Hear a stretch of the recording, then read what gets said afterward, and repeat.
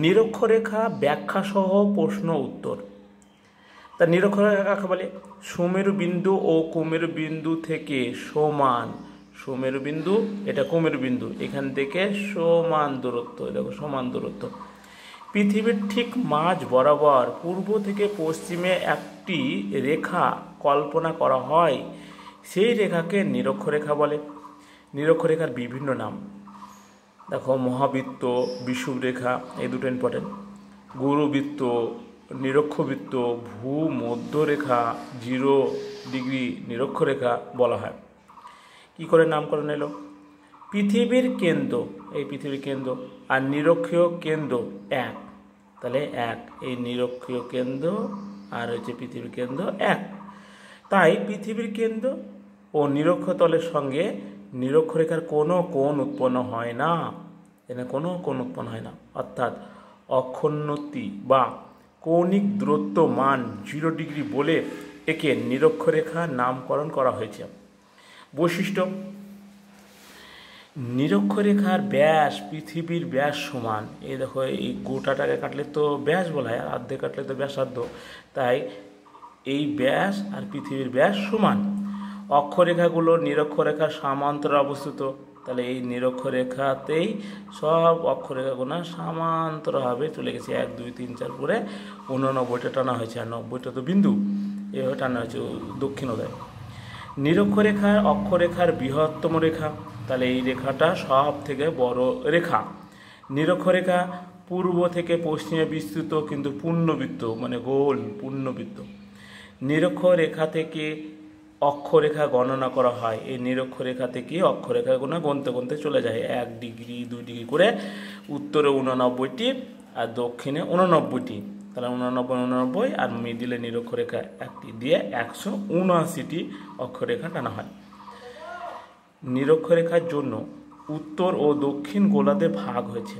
নিরক্ষরেখার জন্যই উপরের অংশটা উত্তর গোলার্ধ আর নিচেটা দক্ষিণ গোলার্ধে ভাগ হয়ে গেছে। নিরক্ষরেখার কৌণিক মান 360 ডিগ্রি, কৌণিক মান মানে গোল একটা বৃত্ত, কৌণিক মান হয় 360 ডিগ্রি। প্রত্যেকটি দাগেম রেখা নিরক্ষরেখার ওপর লম্বভাবে 90 ডিগ্রি রেখার ছেদ করে, প্রত্যেকটা দেখো দাগেম রেখা এইভাবে সব এই নিরক্ষরেখাতে লম্বভাবে ছেদ করে, আর এইখানেই এসে ওদের দূরত্বটা সব থেকে বেশি। দেখো এই দূরত্ব, এই দূরত্ব, এই দূরত্ব, এই দূরত্ব, এই দূরত্ব, এগুলো হচ্ছে এই রেখাতে এসে সব থেকে বেশি। এবার প্রশ্ন আরও আছে, এগুলো পরে ব্যাখ্যা করব। নিরক্ষরেখা বরাবর হাঁটলে সময় পরিবর্তন হয় কেন? নিরক্ষরেখা থেকে মেরুর দিকে ভূপৃষ্ঠের উত্তপ্ত ক্রমশই কম হওয়ার কারণ কি? নিরক্ষরেখা ঋতু পরিবর্তন না হওয়ার কারণ কি? লেখো এগুলো। এবার এখান থেকে কিছু প্রশ্ন দিয়েছি। সর্ববৃহৎ অক্ষরেখাটাই হলো সর্ববৃহৎ, এখানে রেখার মধ্যে কোনটা সবথেকে বড়? তাহলে এইটা সব থেকে বড়, এই রেখাটা সব থেকে বড়, মানে নিরক্ষরেখাটা সব থেকে বড়, তাহলে এটা উত্তর। 2, নিরক্ষরেখার অপর নাম, নিরক্ষরেখার অপর নাম কি? তা হচ্ছে মহাবৃত্ত। মহাবৃত্ত মানে এই রেখা সব থেকে এখানে বড়, এই রেখাটা যত অক্ষরেখাগুলো আছে তার মধ্যে সব থেকে বড়, সেই জন্য একে বলা হয়। পরে যাচ্ছি আবার। নিরক্ষরেখার অপর নাম আর একটা বিষুব, কারণ দেখো সূর্যের আলো নিরক্ষরেখার উপর লম্বা পড়ছে, দিয়ে উত্তর আর দক্ষিণ গোলার্ধ, উত্তর আর দক্ষিণ গোলার্ধ দিন রাত্রি সমান, এই দিন রাত্রি সমান হচ্ছে, সেই জন্য এই নিরক্ষরেখাকে বিষুব বলা হয়। এর ব্যাখ্যা করে দেখেলি। 1, মহাবৃত্ত। নিরক্ষরেখা পৃথিবীকে বেষ্টনকারী সবচেয়ে বড় বৃত্ত, সেই জন্য একে মহাবৃত্ত বলে, তাহলে এটাই সব থেকে বড় বলে একে মহাবৃত্ত বলে। বিষুবরেখা। বিষুব শব্দের অর্থ দিন ও রাত্রি সমান। নিরক্ষরেখার ওপর সারা বছর দিন রাত্রি সমান হয় বলে নিরক্ষরেখাকে বিষুবরেখা বলে। দেখো সারা বছর দিন রাত্রি এখানে কি হচ্ছে? সমান হচ্ছে, এদিকটা দিন এদিকটা রাত, এদিকটা দিন এদিকে রাত সমান হচ্ছে, সেই জন্য। এবার আরেকটা প্রশ্ন, নিরক্ষরেখার মান কত? নিরক্ষরেখার মান 0, নিরক্ষরেখার মান 0, অক্ষরেখার মধ্যে নিরক্ষরেখার মান 0 দিয়ে 1 2 3 4 করে 90 ডিগ্রি পর্যন্ত উত্তর, দক্ষিণে 90 ডিগ্রি পর্যন্ত, কিন্তু অক্ষরেখা 89টা টানা আছে, ওটা তো বিন্দু, আর দক্ষিণেও 89টা টানা আছে, 90টা বিন্দু। নিম্নলিখিত কোন রেখাটি পৃথিবীকে উত্তর ও দক্ষিণ গোলার্ধে ভাগ করেছে? গোল অর্ধে। তাহলে এই নিরক্ষরেখা, নিরক্ষরেখার জন্যই উপরের অংশটা উত্তর গোলার্ধে, নিচেটা দক্ষিণ গোলার্ধে ভাগ করে দিয়েছে। তারপরে একটা মহাদেশের নাম করে নিরক্ষরেখার বিস্তার হয়েছে, তার নাম করো।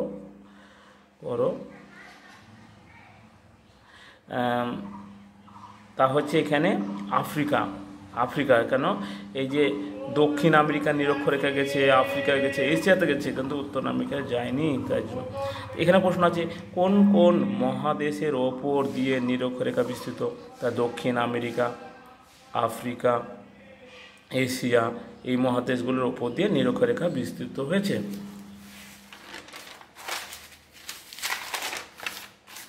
তারপর চলে যাই, 1 ডিগ্রি দ্রাঘিমারেখার ব্যবধান কোন অক্ষরেখার দূরত্ব সব থেকে বেশি? তাহলে 1 ডিগ্রি দ্রাঘিমারেখায় দেখো এইখান থেকে যদি 1 2 3 এইভাবে যায়, তাহলে এদিকেও তার 1 2 3 এভাবে যায়, তাহলে এই নিরক্ষরেখাতে সব থেকে বেশি হচ্ছে।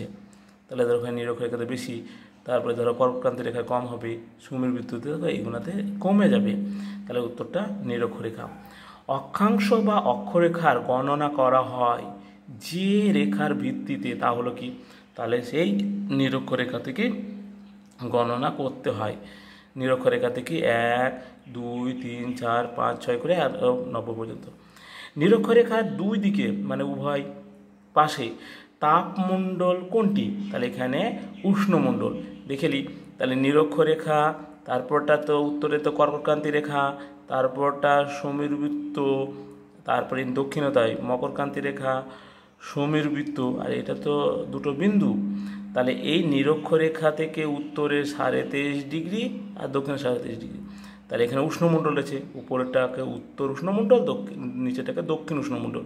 তাহলে নিরক্ষরেখাতে কী রয়েছে? উষ্ণমণ্ডল। এবার কর্কটক্রান্তি রেখা থেকে সমীরবৃত্ত, তাহলে এটা উত্তর নাতিশীতোষ্ণ, দক্ষিণে হচ্ছে মকরক্রান্তি থেকে কুমিরবৃত্ত পর্যন্ত দক্ষিণ নাতিশীতোষ্ণ।